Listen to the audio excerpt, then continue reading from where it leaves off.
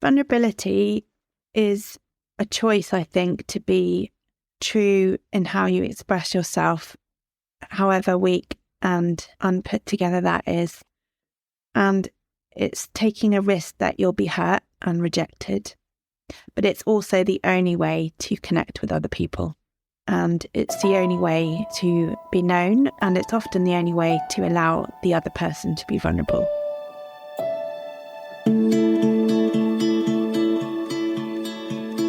Welcome to the Earth Keepers podcast.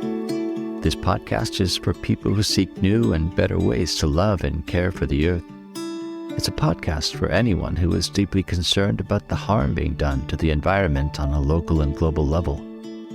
It's a podcast that builds community and connection between people of like heart and mind, people who believe that earth care should be integrated into every aspect of life, and for many in the Earth Keepers community, that includes our spiritual lives.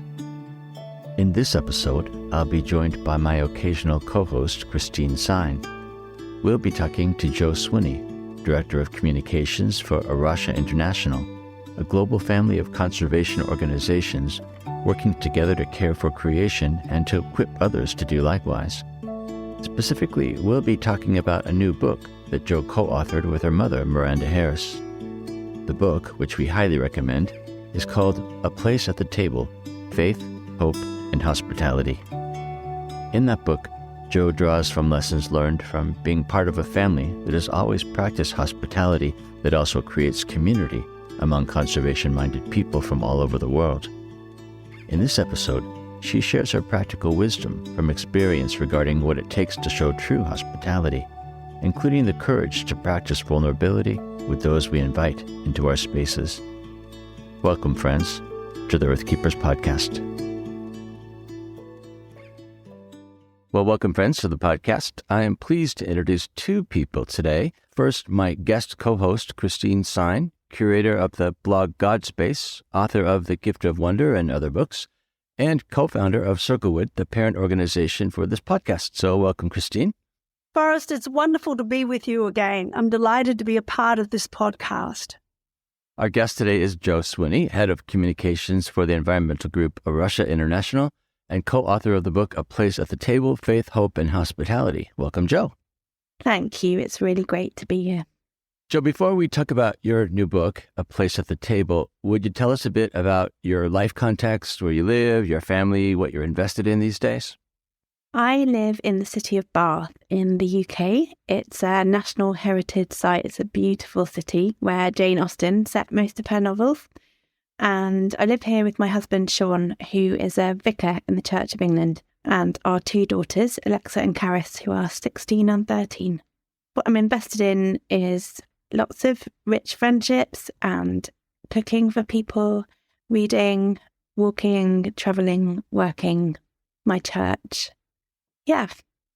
Well, Jo, I first met your parents, I think in the mid-90s. I was trying to remember exactly where it was, but I don't remember the exact time, but I do remember that they had a huge impact on my life, even back then. And I think I signed up for whatever communication they were getting. And then as A Rocha continued to expand, I followed that story with great interest and great delight. And so it's really a delight to be able to talk to you both about your book, A Place at the Table, and also about A Rocha. So can you tell us a bit more about A Rocha, how it came to be, the work it does, and how it figures in your book? Yeah, so my parents founded A Rocha 40 years ago this year. So 1983, the context was of the church really not understanding that the environment had anything to do with Christian faith at all. But my dad was an avid bird watcher, and he also loved the Bible, and he saw that within Scripture was clear evidence that God loves and cares for all he's made, not just the human part. So along with another family, we moved to the Algarve, which is southern Portugal, and an area of really key significance, particularly for birds, because they're on a migration route from Africa to Europe each year. And most of the Algarve is now covered in golf courses and hotels and marinas. And the very last bit really to be protected is because of A Rocha. So we lived there as a family for 12 years, and that was how A Rocha got started. And over that time, lots and lots of people came through to stay, to work, to live with our family, and took those experiences back to where they lived and wanted to start similar endeavours where they were. So we are now in 20 countries on 6 continents. There's a very, very long list out the door and around the corner for people wanting to start A Rochas where they are, because I think there's been a real sea change and people now understand, partly because things have got a lot worse, unfortunately, but we do now understand that this is something the church does need to be involved with. I find myself working for A Rocha, having grown up in it, which is a bit of a plot twist for me, and telling the story again, having grown up trying to explain to my little friends what on earth my parents did. Here I am again. So, by way of introducing the book, I wonder if we could begin with the passage close to the end of the book. And on page 175, you wrote about your mother. She taught me to lead with the heart, to find space for one more person if at all possible, to put food in pretty pottery dishes even though it would mean more washing up, to receive God's good gifts with joy, pleasure, and deep gratitude that they deserve. In short, she taught me everything I know about hospitality and much of what I love about Jesus. I miss her and I can't wait to see her again. Could you unpack that passage for us and maybe even talk about how the book came about? Yeah, I will need to address the fact that I'm talking about her in the past tense, and the book came about after she had died in a car accident in October 2019. And her and my dad and the chief exec of A Rocha and his wife were in South Africa with A Rocha, and there was a road accident in which my mum was killed. And following that, my dad needed to move because the house was very painful for him and too big. So when we were clearing out, we started coming across lots and lots of my mum's writing. She was a great letter writer and an archivist. So she had binders full of really well-kept letters, newsletters, articles, things like that. But there was also a folder with notes for a book. And she talked about writing a book for a really long time, to the point where I kind of tuned her out when she started talking about it, because I was kind of just assuming that it was all talk, if I'm honest. But finding that she'd made a start gave me the impetus to take it over the line and to do what I could to get her in print. I knew that she wanted to talk about hospitality and community, and that was her great contribution to the work of A Rocha. And she had both given and received hospitality in a great number of contexts around the world. So that was the germ of the book. That was where it all started. Not the book that she knew she was going to write, but it's what we have. Well, I was enthralled by the excerpts that you used of your mother's journal and the way that you wove them into the narrative. In fact, I found myself in tears at certain points just reading those, and I can imagine that it was both a delight and a challenge for you to read through those journals and articles and things like that.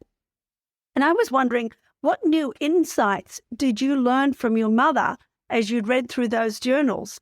And how has the experience of engaging with those journals shaped your memories of her?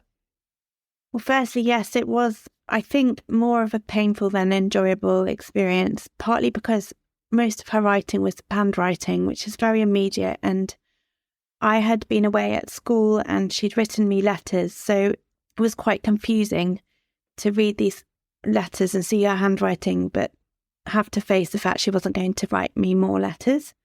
At the same time, it was like an additional time in her company, and I did learn some new things about her. We had a bit of a family story. You know how you get these settled versions of events that you kind of all agree to, and one of those was that Mum's primary time investment was in us as children when we were little, and that Dad was the one kind of leading the charge, setting up the organisation. And reading her journals from that time, she was absolutely up there in terms of effort and output and the pioneering spirit of that woman. Goodness me, she was so brave and she gave everything of herself at that time, as well as to us, to that fledgling organisation. So I realised that about her. I also realised I knew she was funny, but she made me laugh a lot in her descriptions of things, and just kind of quite self-depreciating and observant about herself and other people around her. And she did have a tendency to polish up memories and make them all sparkling and shiny. And she was obviously more honest about the ups and downs in the immediate present when she was recounting things to herself. So I realised a bit more bluntly the cost of some of those early experiences. Some of the loneliness, some of the hardships may be too strong, because it wasn't like they were in somewhere without electricity or with enormous flesh-eating bugs or anything, but it wasn't exactly easy. You couldn't get the roof to stop dripping in the winter and all our clothes went mouldy. I do remember that, but as a child it didn't bother me, I think, in the way that it would if I was an adult. Things like that obviously got her down, and painting a picture from further ahead, she always gave it a bit of a buff, so it seemed very exciting and not too difficult. So I learnt those things. Yeah, it's just filled out some perspectives. I think I had my own childlike eyes on what was going on, and I learnt what it was like to be the grown-up in those situations. Speaking of childhood perspective, I actually know you from over 25 years ago when I had the great privilege of being with your family. I took a course from your dad and your mom at Regent College. It was the last course in my theology degree, and it was definitely the best course.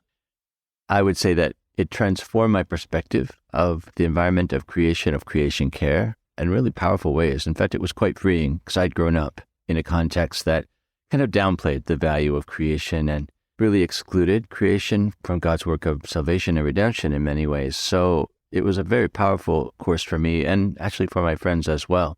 I think equally powerful, though, was being exposed to your family. I remember the weekend that we all spent on Galiano Island, where you were living at the time. And I think the whole weekend, I just was hyper aware. I just had a sense that there is something here for you. Pay attention. And I think it had a lot to do with hospitality, actually, with the way that your parents, especially your mother, was able to draw people into a temporary community that was nevertheless quite deep and powerful. I would even say transformative as well. I felt loved, accepted, heard, and I would say your whole family was part of that somehow. I was really looking at the dynamics between you and how open-boundaried the family was in terms of receiving people who would otherwise be strangers. So I appreciate very much both of those influences, the influence on my theology, but also on my practice of hospitality, because it's since that time became very, very important to me in terms of my calling. So I'm wondering about A Rocha generally. All the people I know in the A Rocha sphere, sure, they talk about A Rocha as a place where people who care about ecology and nature come together to experience community. But it seems like it's way more than that. That in fact, it's about personal transformation almost as much as it is about science and ecology and birding. What has your experience of that dynamic been growing up? That whole idea of community that transforms and heals and changes people who become a part of it. Yeah, I remember that weekend really well. We had just as a family left Portugal, and I know I wouldn't say that grief is too small a word for what I was feeling about that, but there was something very special about your class, I have to say. They taught many classes at Regent. There was something about you guys, and for me, that weekend, the few weeks that we spent in and out of your lives as a class showed me that what we'd lost in leaving Portugal could be found in other places and around other people. So it was a healing thing to be with you guys on Galiano and in Vancouver and in various places. I think God made us to be changed by each other, not in isolation, not in esoteric, abstract encounters with the Holy Spirit, but in the nitty-gritty of life and in being up close with other people who can really hurt us often. And I think it's in that being known, forgiving, doing things together that you would have otherwise done alone, finding you're not the only one to care passionately about something and sharing that burden. those things do change us.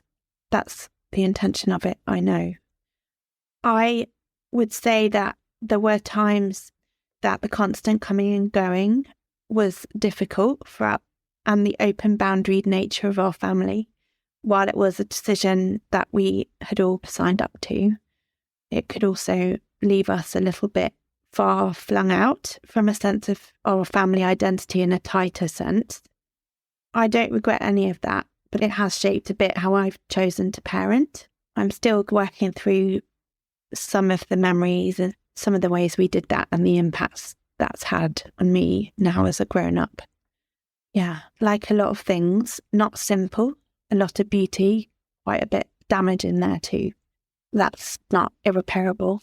Yeah, I have to say that for my daughter, I often thought about your family as I was raising her and making choices whether to, for example, keep her at home when I was teaching a course or bring her with me and let her meet the students and interact with them, or opening my home to classes and courses that I was teaching.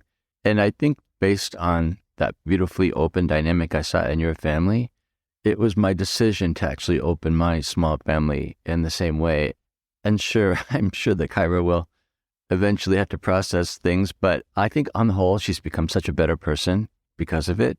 She's just more open-hearted and less fearful than she might have been. So I just appreciate, again, that example that you all showed to me.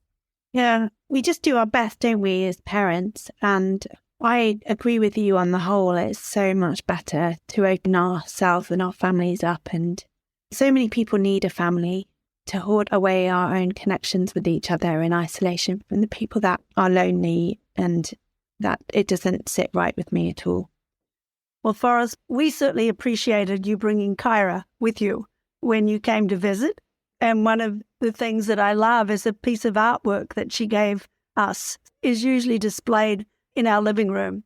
And I don't know what impact it had on Kyra, but it certainly had a very positive impact on us. You're bringing her with you. I know that's kind of a little aside, but, you know, it is a form of hospitality. I think that people provide hospitality by bringing their kids with them sometimes, as well as having people come and stay with them. Children are very intuitive as well and make their connections with people quite discerningly. And I think that can be a real gift to have intergenerational connections. And we as children, we always expected people to take us seriously and to form friendships with us on our own account and not just as part of the Harris entourage. We would beeline people and really connect on our own basis. That's lovely. I remember hanging out with your brother, Jem, and it was so fun. He was teaching me so much, right? And the more I said, wow, I didn't know that, the more he would tell me. So, like, he taught me how to feed hummingbirds by hand. It was amazing. And he was teaching me a little bit about the beach ecology on Galiano Island as well. Yeah, that openness, that confidence, that boldness was really such a joy to experience. It was so fun. Yeah. That reminds me of a family. We live in a small intentional community, and I always love it when we have a family as part of that community. And one of the families, the little 5-year-old girl, just loved helping me in the garden. And when I would do garden seminars, she would be there teaching alongside me. You know, she always had things to add to what I was sharing. And it was so delightful to have that input. And the people that attended just absolutely loved it as well. It was beautiful.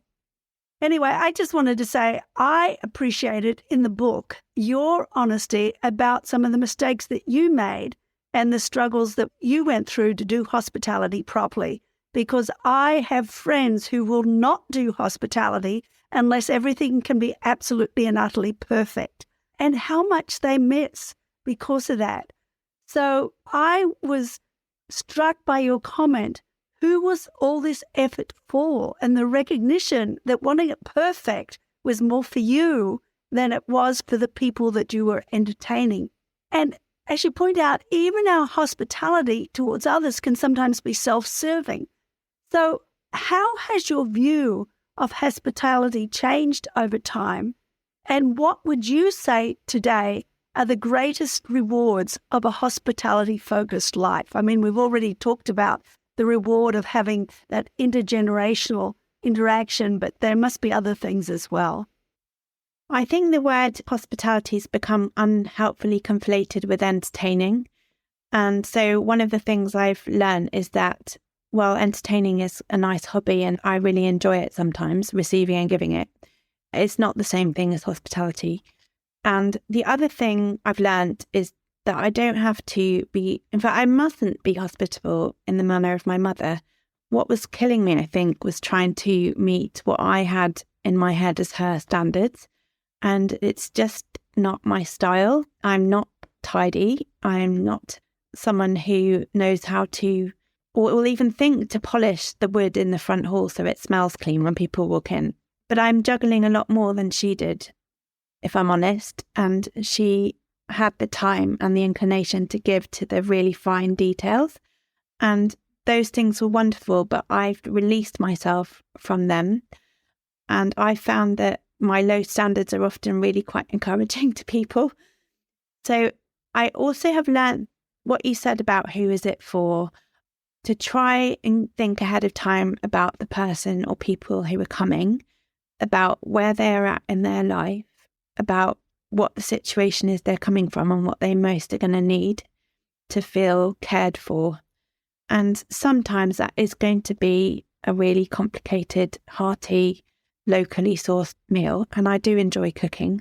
But other times it will be to not be fussed by anything and to come and find a corner of our home and curl up and be left alone. And so I've tried to just take it as it comes and be flexible. I've also had to adapt because my husband's theory of hospitality is very different to mine. And he loves nothing better than going into someone's house and being able to forage and sort himself out. And he thinks that's the greatest thing you can do for another person, is just leave them alone to get on with it. So he will sort of show people into our kitchen and say, there's the fridge, that's where the tea is, be at home.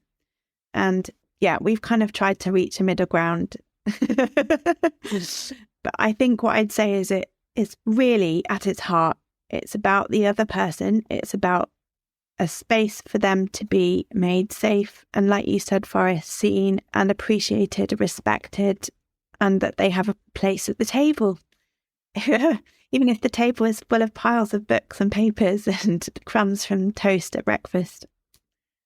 Well, you really make such a thought-provoking point about the connection between hospitality and vulnerability. I wonder if you could read for us the last paragraph on page 144, and then just talk about how vulnerability has looked like in your own practices of hospitality. Yes, so it says, if you are holding back from setting a large table and flinging open your front door because you are afraid of exposing your less than perfect inner state, you're not the only one. Since Adam and Eve tried to cover themselves with fig leaves, the human instinct is to hide away in shame. Push through the fear, step into the light, and you will find that God, who sees all, is not shocked or dismayed by the state of you, and he's at your right hand, your co-host. So, vulnerability is a choice, I think, to be true in how you express yourself, however weak and unput together that is. And it's taking a risk that you'll be hurt and rejected. But it's also the only way to connect with other people. And it's the only way to be known. And it's often the only way to allow the other person to be vulnerable. So it's a choice that I've made. And it means for me continuing to meet up with people when my mental health isn't great. It means when I've worked all day and the dinner's not ready, it means saying to myself and my guests, it's okay if I cook while they're there, and if they want to help, yes please. Sometimes it means saying, please can you leave by 9:30 because I'm absolutely exhausted, but until then I will be my brightest and best self with you. Stay a moment after that and I'm crashed out. So yes, I don't know, I'm still finding my way to doing it, and I don't honestly always find it easy. We are part of a church. Our church is right opposite our house. I know people wish they could drop in on us whenever they liked. And for various reasons, we kind of sent out a clear message that we weren't a dropping in kind of vicarage. And to be a disappointment to a community is really hard for me, but those boundaries were important. They felt important for our girls to have a sense of their home being their home.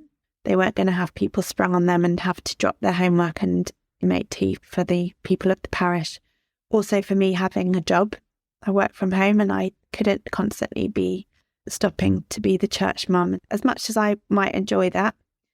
But also we do invite people in quite a bit, but I don't know. I don't find it that easy still, I have to say, working it out how many people to have flow in and out of the house.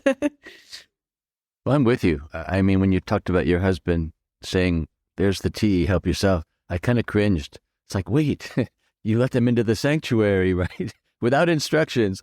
And honestly, when I was working in Turkey with a new church, my home, for better or for worse, was oftentimes where the church met, just because of different political constraints.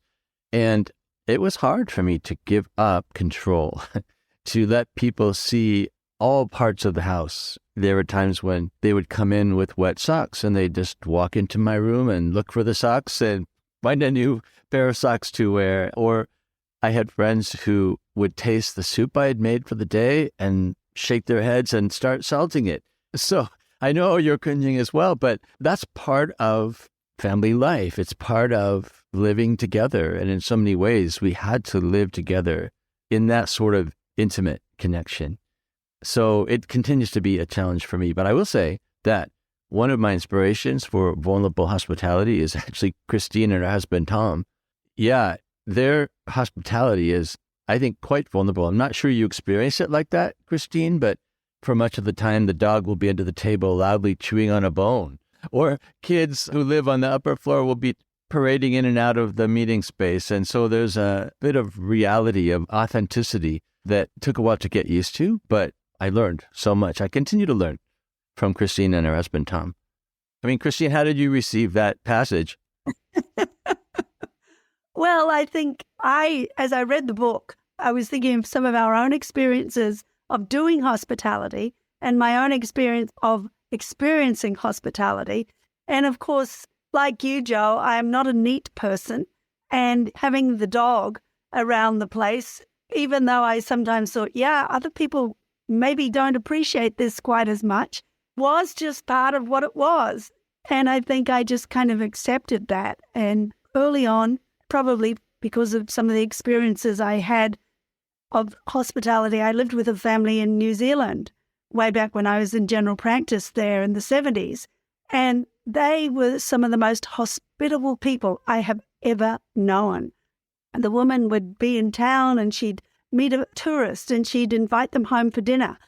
And so we were always having to make do and learned as a result of that just to relax into whatever happened and take the comical and the challenging parts as well as the delightful parts of hospitality, I think. So that's probably what you've seen Tom and I do here, Forrest, because we love doing hospitality, but it's never anywhere close to perfect.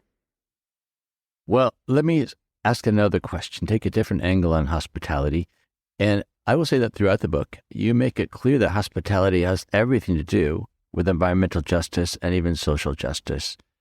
I wonder if you could describe for us how you see those connections and maybe also answer the question, does it change the way that we think about the practice of hospitality, the way we do it?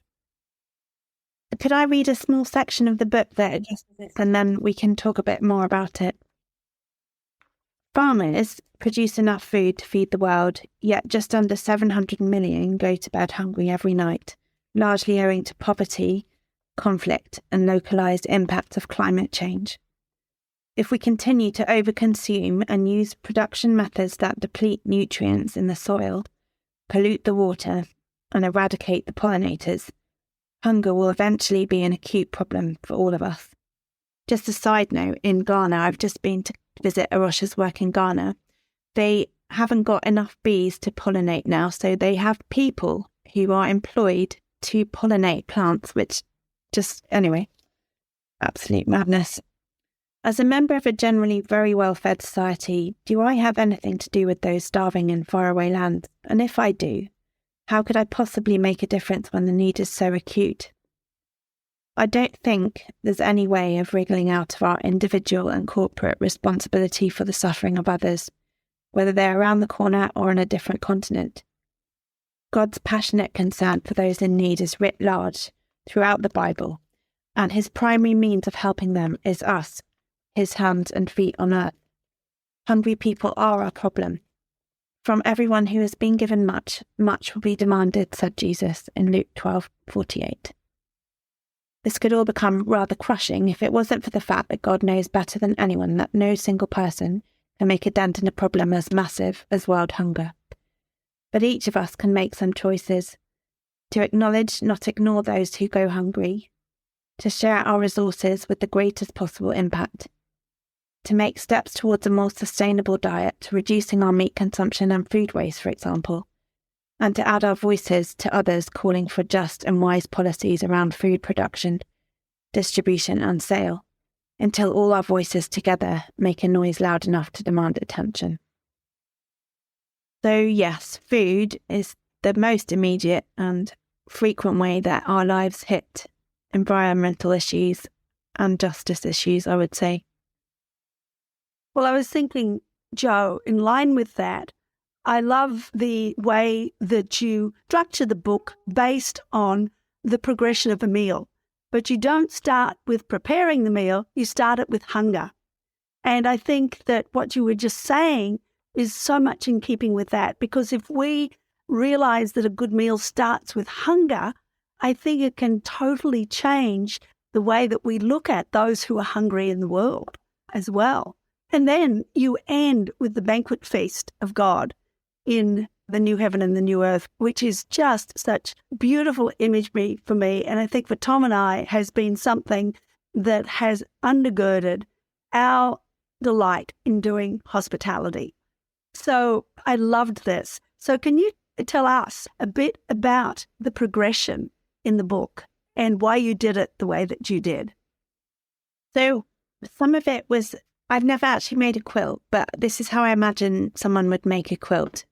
That you have lots of scraps of fabric and maybe then you lay them all out on the floor and you play around with them and you look for the patterns. So this is how I started with my mum's material, and I ended up thinking that would be the best way of stitching together something coherent, was to follow a meal. I also wanted to explore some wide themes while staying really connected to the very simple face value understanding of food and eating together and clearing up, because I believe in my bones that God takes those things seriously too. And as Christians, we can sometimes go on a big swoop around thinking we're being really spiritual by playing with ideas and disconnected thoughts. So that was how I was disciplining myself to stay exploring the actual nitty-gritty of chopping up carrots and cooking them and what you say to the person next to you while you're eating, that kind of thing. That's why I structured it around a meal. And where it ended was because since losing my mum, I have just really been thinking a lot about heaven and drawn to all the metaphors and the hints and pictures of what it will be like, because I do really miss her. And I'm really comforted by the solidity of what seems to be on offer and the joy of it and the richness of it. And how much food there's going to be. Oh, there is. And how much chaos too. I have two images in my mind of the hospitality of God in the new heaven and the new earth.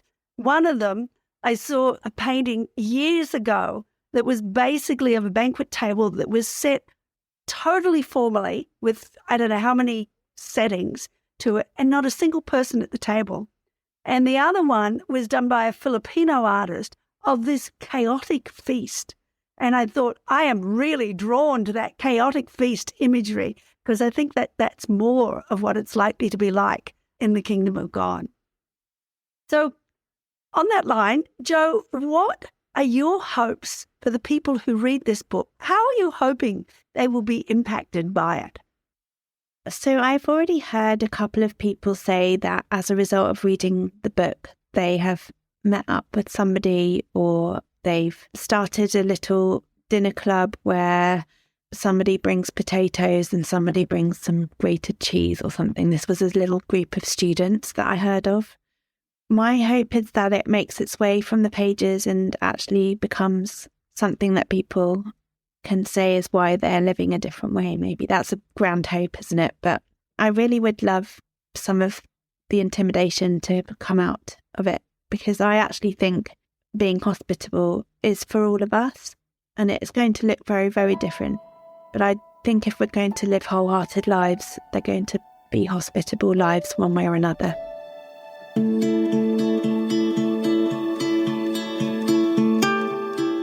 We've been in conversation with Jo Swinney about her new book, A Place at the Table, Faith, Hope, and Hospitality, co-authored with Miranda Harris. For more information about this book and to learn about Jo's work with A Rocha, go to this episode's show notes. I'm Forrest Inslee, your podcast host. Our executive producer is James Amadon. Our producer is Dave Wolfers. Forrest Reed is the creator of our original music, and Timothy Connor is our podcast editor. Our research assistant is Alex Megerly, and Jessalyn Gentry is our social media director. Thank you, friends, for listening, and please join us for our next conversation on the Earthkeepers podcast.